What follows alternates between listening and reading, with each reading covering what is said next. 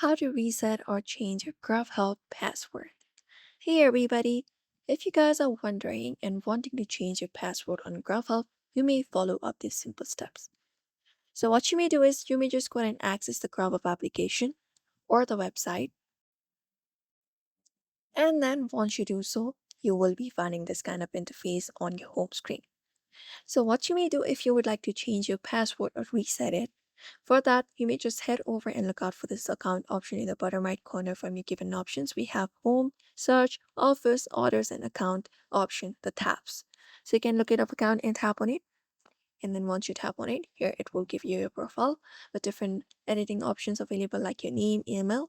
We need to look out for the option called password, which is on the third. Tap on it, and then it will redirect you to the section. So right now I didn't use my particular email address in order to create my account, so I do not have option to reset or change my password.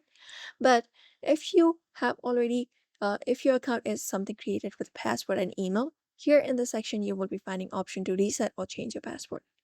So you just need to go ahead and provide your current password here in the section. Just go ahead and provide your current password that you've used in order to create an account. And then you just need to go ahead and provide in the new password here. So you can just go ahead and provide in the new password that you would like to provide for your new password. After that is done, you can just go ahead and tap on save. And that way your password will be reset and it will also be changed. If you have forgotten your password, if you do not remember your current password, you can look out for this option called forgot your password option, and it will help you reset your Grubhub password. So that's it. You may follow up this method if you would like to do so. So therefore, I hope this video was helpful. Give it a thumbs up and subscribe for more tips and tutorials.